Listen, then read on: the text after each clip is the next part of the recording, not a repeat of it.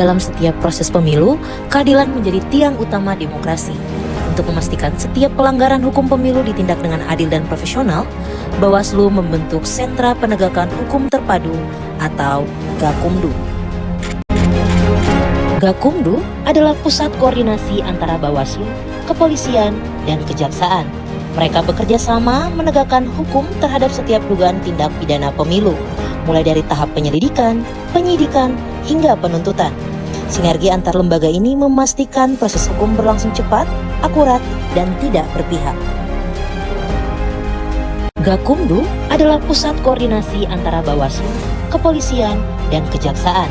Mereka bekerja sama menegakkan hukum terhadap setiap dugaan tindak pidana pemilu, mulai dari tahap penyelidikan, penyidikan, hingga penuntutan. Sinergi antar lembaga ini memastikan proses hukum berlangsung cepat, akurat, dan tidak berpihak. Setiap laporan pelanggaran pemilu diterima dan dikaji dengan cermat. Gakumdu memastikan setiap bukti diverifikasi, setiap saksi didengar, dan setiap proses mengikuti ketentuan undang-undang.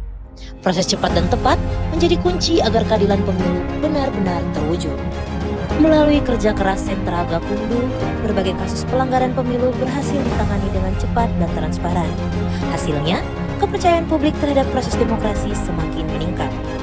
Gakumdu bukan hanya menindak, tapi juga mendidik, mendorong kesadaran hukum bagi peserta dan masyarakat.